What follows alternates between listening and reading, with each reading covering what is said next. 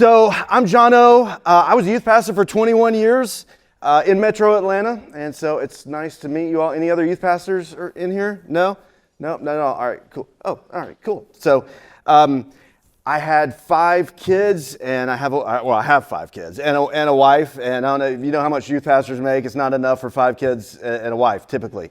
So you need to either marry rich or start a marketing agency on the side. And so I went the marketing agency route. And back in 2020, transitioned into doing this full time. And so here I am. You may actually recognize me from the Awkward Family Photos calendar, 2019. They call me Mr. September. And my mother did that to me. Awkward Family Photos got a hold of that. And then she was like, well, let's send them a picture of our whole family. And so they called us and like, hey, can we put a picture of your family in the calendar? And my mom's like, yeah, that would be great. And so then they put it on the cover of the 2021 calendar. And then it went so well, they came out with a card game and put us on the cover of the Greatest Hits card game. And so you can pick this up at your local Kohl's store. I'm doing a calendar signing over at my booth during the lunch. I'll be happy to sign it, and so stop by. So anyway, that's me. All right, let's make this snappy because I am starving. My stomach is growling. So we're going to talk about local search engine optimization. And, sorry, I have my TikTok influencer mic on here, and so it's getting a little in my way there. Anyway, what is SEO? So anybody familiar with SEO? Have you guys? Okay, a few of us. I'm going to pretend like we all know nothing about it, not to be condescending, but just because it's easier that way. So local SEO, local search engine optimization, is where we focus to improve your rankings and visibility in local search results on Google's map or local pack, okay? And so what I'm talking about when I say this is the map pack. You've seen it, you probably didn't know it was called this, okay? And so whenever you search, church near me, which by the way is the title of my book, you're welcome to pick one up. So church near me, or best church near me, or plumber near me, or steakhouse near me, you're going to go with one of those 3.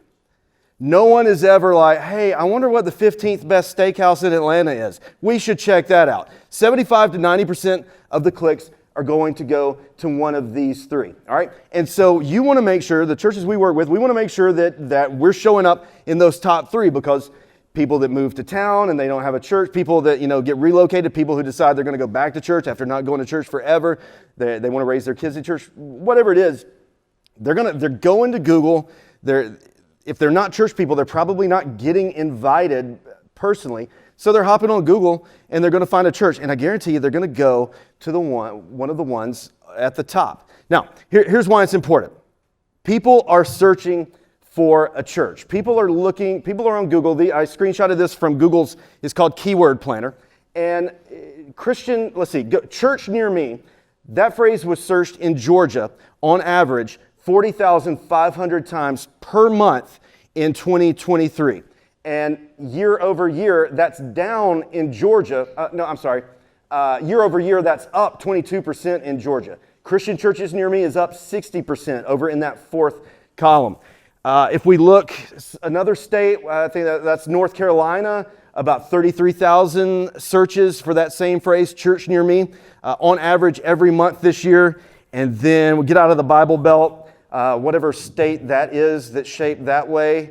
I think it's Wisconsin, perhaps, or Michigan, or something that I've never been to. And even outside the Bible Belt, almost 10,000 searches a month for church near me. So people are looking for a church. People are getting on Google. They're looking for a church, and it's way up year over year. I get articles all the time on Instagram and Facebook, and it's like, hey, no one's going to church anymore. Everybody's leaving the church. But somebody's looking. Somebody's looking for church. And if we want to meet them where they are, then we better do everything we possibly can, and we better take seriously showing up at the top of Google. So church marketing offers this solution about 2, 3, 4, 19 times a week. Somebody fusses at me on Facebook, on my Facebook ads, and tells me I need to repent because churches don't need to do marketing and that's sinful. And then they pray for me, and then I comment some smart comment back. on Facebook, which is totally unprofessional. And so one of my team members, they go and hide the comment. And so pray for me. But there's a really good article from when I was like fuming and looking like, why is church marketing biblical? If you Google that, there's a Tithely article back from April of this year, and it's all about why marketing is biblical, and it's really good, and it makes the point that church marketing offers the solution. Church marketing offers the solution, and the church is sharing the gospel. The solution is Jesus. We have the answers. And so marketing kind of has a bad reputation. That word is a little bit icky because so many people, there's so much clickbait and there's, shady sales guys and stuff like that. So it's got a bad reputation. But as far as marketing goes, I mean, we're sharing the message of Jesus. People are online. We're going where they are. And so, and missionaries, as long as there have been missionaries, as long as there's been evangelists, they go where people are. And where are people? They're on Google. They are on their phones. And so we need to be making sure that our church, with the good news of Jesus, is the obvious choice when someone's looking. Because depending on where your church is, and depending on what the other churches are in the area, depending on what city, large city you're near, the closer you get to a larger city, the weirder the list of churches gets. And so we want to make sure that Bible-believing, Jesus-loving, Jesus-following churches are the ones showing up at the top of the list when somebody is looking for a church. Let the message of Christ, Colossians says this, Colossians 3, Paul says, let the message of Christ dwell among you richly as you teach and admonish one another with all the wisdom through psalms, hymns, and songs from the Spirit, singing to God with gratitude in your hearts. And whatever you do, whether in word or deed, do it all in the name of the Lord Jesus, giving thanks to God the Father through him. And so we're doing this for the sake of the gospel. We are marketing in Jesus' name. We take this serious, and this is a big deal. I want to show you, this is kind of a heat map, a grid ranking report for a church, Northside Assembly in Jackson, Tennessee, for the phrase church near me. Is anybody from Northside Assembly in Jackson, Tennessee? Okay, good, because we're going to kind of pick on them a little bit. So their church is in the middle. And if you search church near me while you are like in their parking lot, they're going to be number one. All these little points are 5 miles apart. So if you get in your car and drive 5 miles in any direction, they automatically jump out of the top. They're not even in the top 20. Now, the thing about it is, these guys are doing everything right. I met them in a Facebook group and I started giving them advice for free, and no one ever takes my advice. Either people ignore me or they're just like, here, just do it for me. These guys, they actually did it. They did everything. And they were like, hey, Jono, you're a liar because we're doing everything you said and we're still number 46. And that's terrible. So I was like, all right, fine. I'll start working on it for free. And so got to digging, and we're going to use them as an example here in a minute. I'm going to show you some things and so what I want to do in the next 4 minutes is give you like 4 or 5 things that you can literally go do right now. Literally go do right now on your own without paying anybody. You can go do this and make some tweaks to your Google business profile, and it'll make some. Okay, cool. So here's what you need to do. What do we need to do? We need to optimize the heck out of your Google business profile. Sorry for the bad language, but you need to optimize the heck out of your Google business profile. Have you ever seen, do you know what I'm talking about when I talk about Google business profile? By show of hands, who's ever heard the phrase Google business profile? Okay, all right, so 40% of us.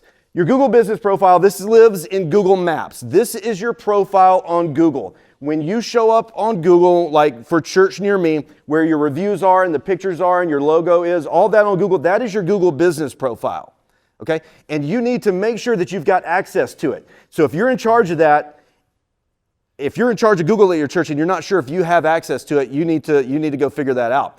If you're not sure if the person who is in charge of it has access to it, you want to take some notes and go tell them, hey, you need to make sure. And the way you know, it's got to be connected to a Google account. If you go to your church, you search your church on Google Maps, maps.google.com, this is what the results will show. It'll say your business on Google. If it doesn't, then you know you don't have the access you need. So you need to figure that out. And then once you get in here, there's all kinds of, there's lots of things you can do to start tweaking this so that you'll start climbing up from number 46 to number 1, 2, or 3 and be the obvious choice in your community when somebody is looking for a new church. It is not going to happen overnight. Like we get this all the time, like, hey, you think you can make us number 1 on Google over the weekend? You know, just do a few things. Like we'll pay you $50. It's like, no, it's going to take time.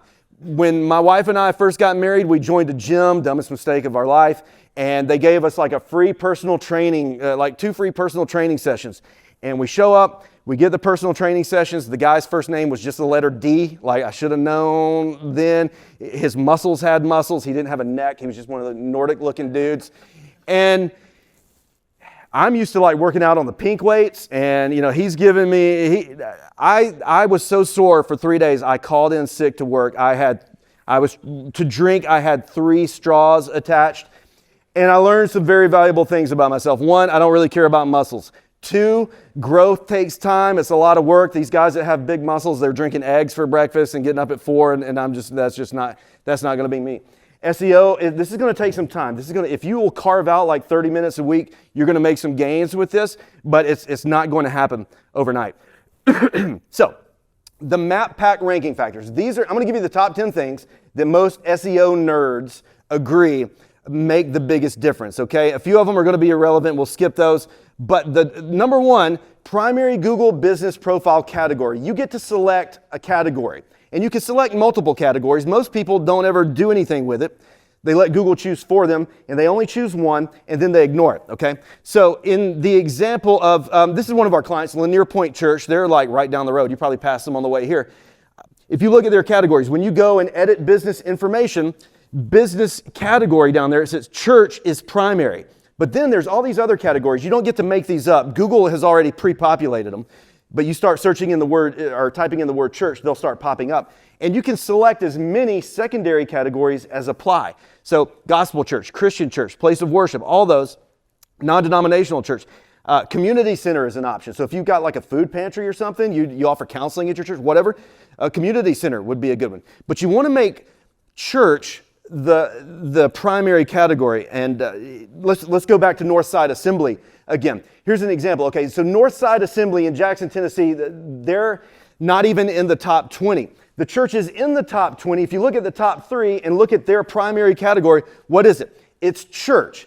Northside Assembly had made, logically, this was not a dumb thing. They made their primary category Assemblies of God Church because they're Assemblies of God Church. But you would have to go on Google and be specifically looking for an Assemblies of God Church to clue Google in. As much as they spy on us and as much as they know, it's still a dumb robot, okay? And so you would have to be looking for an Assemblies of God Church for Google to pick up on the fact that you want to see Northside.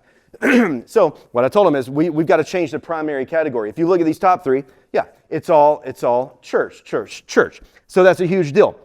The second one, the other thing that they were missing out on is keywords in the Google business profile title, which shouldn't, that for most churches, the word church, which is the big keyword, for most of you, the word church is in your name, but let's go back to them. How were they listed? Northside Assembly of God, okay? And they didn't have the keyword church in their name. Now, the interesting thing is that number 1, 2, and 3, neither do they have the word church in their name. So what that does not mean is that I'm not lying to you. Having the keyword is a big deal, but the takeaway there is that there are some things that will definitely help you, but it takes getting a lot of those things right to build momentum. But 1 or 2 things wrong can really mess you up. So it's not any one piece of the pie that's a silver bullet. You've got to be getting all of these things right. The other thing is the proximity of address to the point of search. Just meaning the further you go, the less likely you are to show up. That's why if your church is in Atlanta, you're not going to show up if someone is sitting in their car in Tampa searching church near me, because you're not near Tampa. Now, you can do better than Northside. You can do better than this. You can do better than like the parking lot. But I don't know, some of the other SEO guys in here, I think we could probably all get together and argue about it. Most people kind of land on, you're probably not going much past 25 miles, which I don't know that anybody is going to drive more than 25 miles to your church for the most part. Anyway, but we can shoot for about 25 miles. And what we want to see is these red dots start to turn green. Number 4, physical address in the city of search. That's a big deal. You got to have a physical address, meaning you can't verify a post office box. This may affect you if your church meets in a school or a theater and it's not you don't have a physical address that you can claim as your own. That could cause a problem. This is going to be tricky. I've even, for my own business, I don't know. I rented a co-working space that I don't ever go to just to have a physical address in a city that I want to rank in. So I pay them a couple $100 a month for a co-working space that I never go to so that I have a verified Google address. And if Google is watching, I was just kidding. I would never do that because that's against policy. Number 5, removal of spam listings through spam fighting. That doesn't apply to you, but like if any of your friends own a plumbing business, you probably got plumbers who are doing fake profiles in cities that they don't have a business in because they have service area and they want to show up in cities that they'll drive to, but they don't have an office there. So what guys like me do is you go report them and tell Google, hey, they're lying, and Google will take them down. That's really not going to affect a church. High numerical Google rating score. You want like a 4.6 minimum average of your Google score. Okay, I'm not eating anywhere with a 4.2. I don't know about you. I'm not eating anywhere with a 4.2. So same thing, like everybody's going to get a negative review here and there, and people will give you some grace. So you probably don't have to have a 5.0, but like somewhere between 4.6 and 5. So you've got to get a system in place of asking people in your church to leave reviews, which may feel kind of icky. I get it. That's probably the biggest thing I push up against with pastors is you guys have got to ask for reviews, and they feel weird about it. But you just got to sell your people on, look, people are on Google. This is how we reach more people. If you're too lazy to invite your neighbors to church, the least you can do is leave us a Google review. It's not that hard. Number 7, additional Google business profile categories. Like I was showing you a minute ago with Lanier Point, we've got Gospel Church, Christian Church. So go back in there. I guarantee you've only got your primary category set, unless like you're awesome. And if you have more than one category set, I would like to talk to you about employment opportunities at FaithWorks Marketing, because that's pretty cool. No one does that. So go set some additional categories.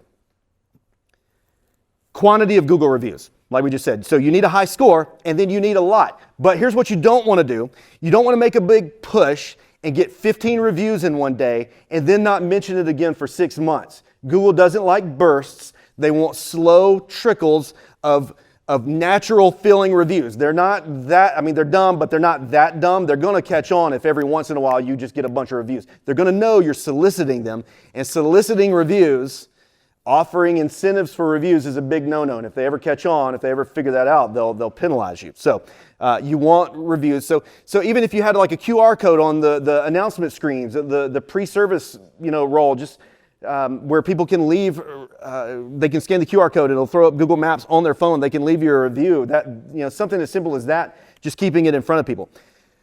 Number 9, a verified Google business profile. Going back to going in there and claiming your Google business profile, and then Google will verify it. They used to send a postcard with a 5-digit code, and then you would go in and plug that in. Now, a lot of times you have to hop on a video and like show the guy, this is our church, and it's real, and here's our mailbox with our address. They've really tightened up on that to cut down on fake reviews.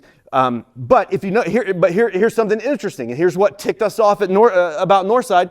Those X's signify unverified Google business profiles. So guess what? Number 1, Notre Dame D. Jackson. They haven't even verified their Google business profile, but they've been around like 900 years. So that's a big deal.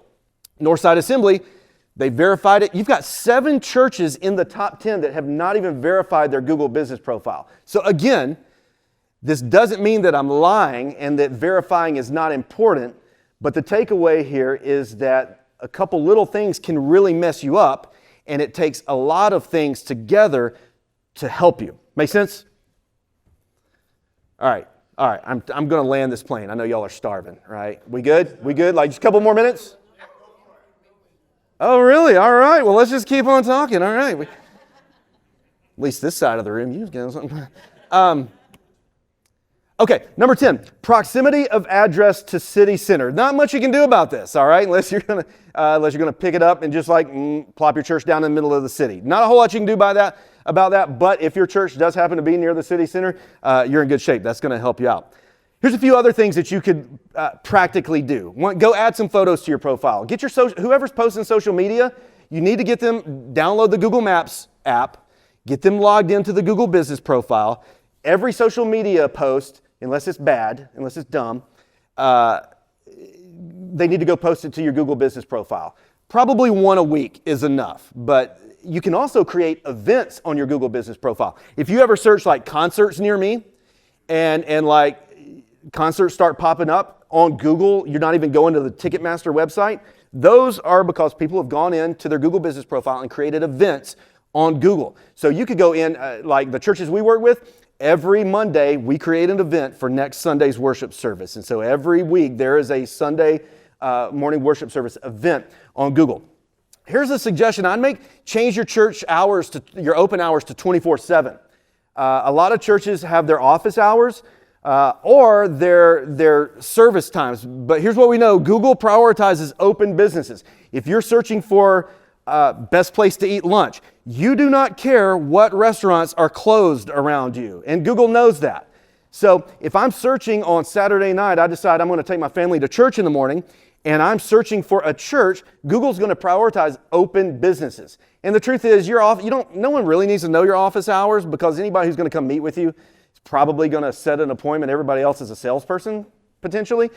So I would just set it to 24/7 and see what happens. Other thing you need to do is speed up your website, which is some of the problem with the do-it-yourself website builders.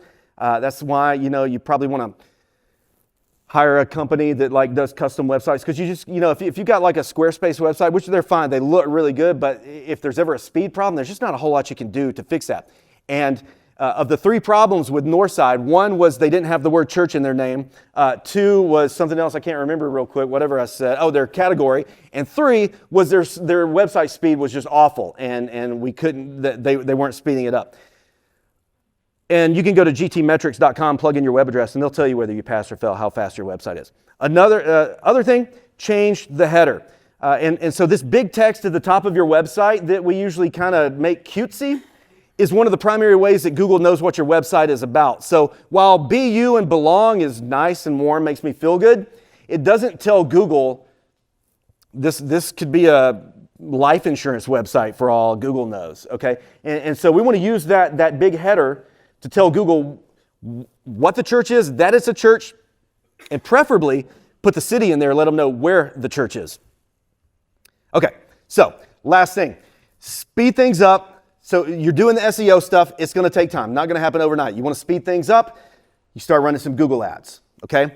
Google will give a nonprofit, a 501c3, $10,000 a month in ad credit. It's an in-kind grant. It's not cash. I get a call every week from a pastor. Hey, we need a church van. Can you get us that Google grant? I'm like, no, you can't buy church vans. You can't re-roof the church. You're not getting a piano. It is for Google ads, okay? If you're interested in it, you can go to google.com/grants. It says right there under the arrow, they'll give you $10,000. If you're interested in like, okay, how do I apply? Because I don't have time to go through all the steps right now. We've got a if you go to faithworksmarketing.com, we've got a grant guide on there, or you can just Google ad grant for churches. We're right under Google's result. We'll show up there, and it'll take you through the steps of getting it. But once you've got the grant, it's indefinite. There's some guidelines you've got to keep. You've got to do a good job with it. It's not like set it and forget it. If somebody in your church is going to try to manage it, they need to throw themselves into it. They need to watch a lot of YouTube videos. They need to figure it out and get on it. But you need to get creative with it. This is what a Google ad looks like. So you can, this church, we ran some ads just about humility. And so then we built a sermon landing page that's got his sermon on humility. And we took the transcript had it transcribed by AI, then we had AI condense it, then we copied and pasted it on that page, so you've got some keywords in there. Now we're running ads about humility. Humility is a high volume keyword, and so we're running people to that page and then inviting them to plan a visit once they're there. You can do things like branded campaigns. This is just use your church name as the keyword so that if your SEO is not working yet, you can cut the front of the line. Another thing you do, special event campaigns. You want to run ads for your special events. In 2022, every year Google does a year in review of search terms, and if you use the modifier near me, these are the top 10 searches in 2022. And they were gas prices. Then it was COVID, voting, COVID, Easter egg hunt, which was only searched for like a month.